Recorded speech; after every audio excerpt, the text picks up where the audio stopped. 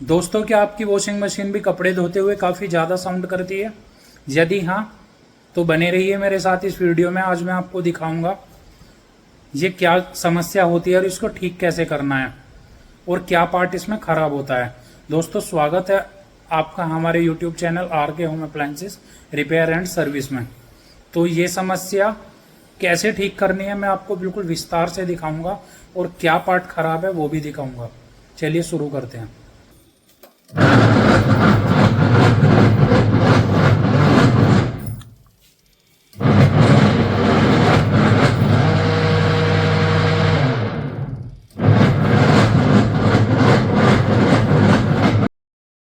तो दोस्तों, इस तरह की आवाज़ कर रही थी ये वॉशिंग मशीन।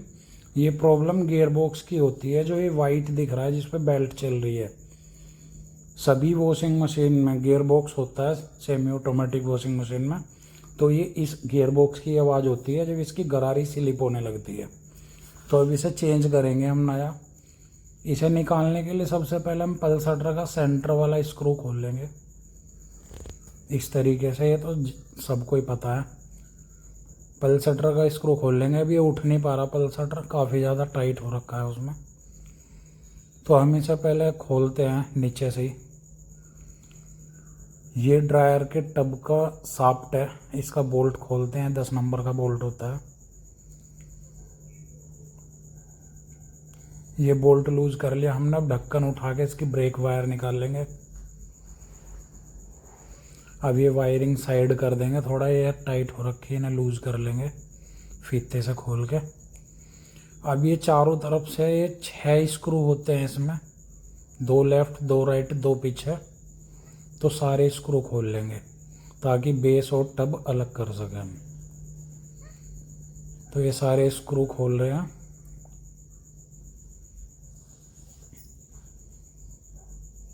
अब बेल्ट उतार लेंगे इसके। अब ये दोनों हिस्से अलग हैं। तो अब टब को उठा करके बेस के ऊपर रख लेंगे ताकि गियर बॉक्स निकाल लें यहीं पे रख के इस तरीके से। अब इसमें भी 6 स्क्रू होते हैं, 1-1 इंची। ये सारे खोल लेंगे। और पल्सटर नहीं खुल पाया था, वो यहीं से अब गियर बॉक्स निकाल लेंगे पीछे। ये अब भी नहीं निकल पा रहा हाथ से आसानी से। तो अब इसमें हम 2 पेच कस लेंगे बड़े, और साइडों से फंसा के तरीके से, ताकि टब में भी ना कुछ नुकसान हो। और इस तरीके से निकाल देंगे। तो ये पल्सटर अंदर रह गया और गियर बॉक्स निकल चुका है। ये देखिए, ये इसकी पुरानी सील निकाल देंगे क्योंकि नए गियर बॉक्स में नई सील आती है। ये सील लगाएंगे अब हम यहाँ पर। अब लगाएंगे इस गियर बॉक्स को।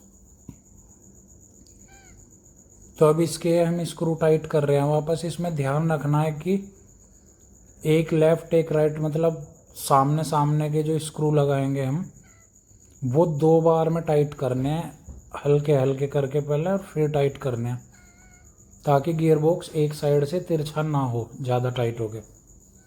ऐसे ही चारों तरफ के स्क्रू करने हैं।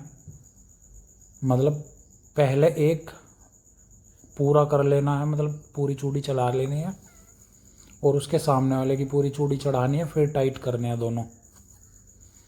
अब इसकी पुली इसमें बड़ी आती है, तो इसे निकाल के इसकी ओरिजिनल जो पुली है वो लगाएंगे, वो छोटे साइज की है।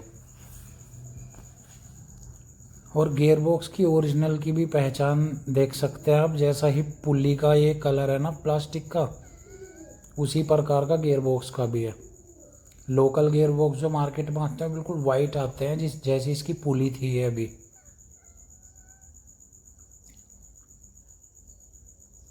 तो ये बोल्ट लगा देंगे इसका नया, 10 नंबर का बोल्ट होता है अभी।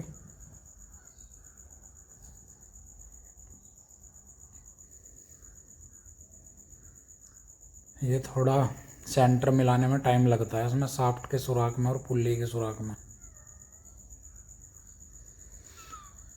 तो ये बोल्ट चढ़ गया इसका। अब इसमें नट टाइट कर देंगे इसका। ये देखिए तैयार है गियरबॉक्स। अब सेट करते हैं टब इसका। और टब सेट करने से पहले जो ड्रायर का टब है, ये ड्रायर का ड्रम, ये शाफ्ट इसमें कपलर में सेंटर में रख के और ये खिसक नीचे। तो शाफ्ट में कट होता है, उसको मिलाना है। इसमें शाफ्ट में डॉट का निशान है, देखो एक बिंदु सा, वो इस बोल्ट के सामने आना चाहिए। तो इससे पहचान पड़ जाती है कि यहाँ जो शाफ्ट का कट है वो बोल्ट के ठीक सामने है। तो इस प्रकार से मिला के इसे और टाइट कर देंगे यहीं पे। और टब की सेटिंग में मिला के कन्ने बिल्कुल। अब इसके स्क्रू टाइट कर देंगे सारे।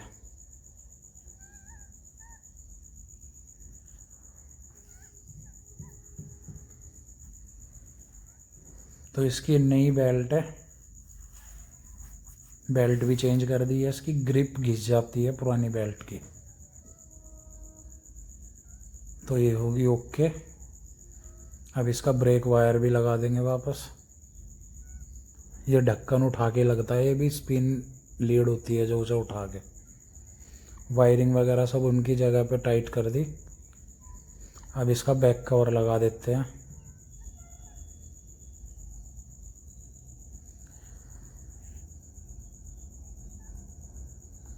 तो इसके स्क्रू वगैरह लगा के सब कर दिया टाइट। अब लगाते हैं इसका पल्सर।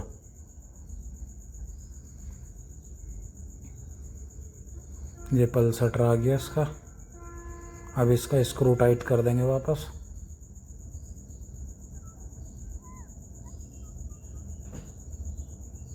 ये इसका कैप है। और ये रोलर जो इसके निकले हुए हैं, जो ब्रश का काम करते हैं, ये भी ना तीनों को नए चेंज कर देंगे। ये रोलर मिलते हैं आसानी से मार्केट में, LG में ही आए हैं इस तरीके के रोलर। तो दोस्तों वीडियो अच्छी लगी हो तो हमारा चैनल सब्सक्राइब ज़रूर कीजिएगा और बेल आइकन दबाना ना भूलिएगा। अब वॉशिंग मशीन को करते हैं चेक। अब देखिए हाथ से रोक के देखेंगे, बहुत आसानी से रुकती नहीं है ये देखिए, काफ़ी ज़्यादा फोर्स करेंगे तब रुकेगी, मतलब बहुत आसानी से नहीं रुकेगी। अब ये चेक कर लिया हमने। अब इसमें वापस कपड़े डलवा के भी चेक कर लेते हैं, जैसे ये मिली थी हमें रुकी हुई, क्योंकि कपड़े बीच में रखे हैं।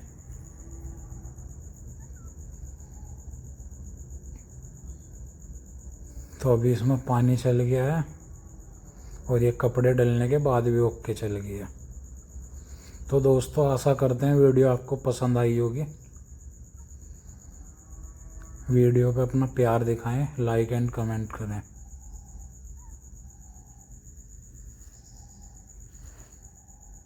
ये देखिए बिल्कुल अच्छे से चलने लगी है।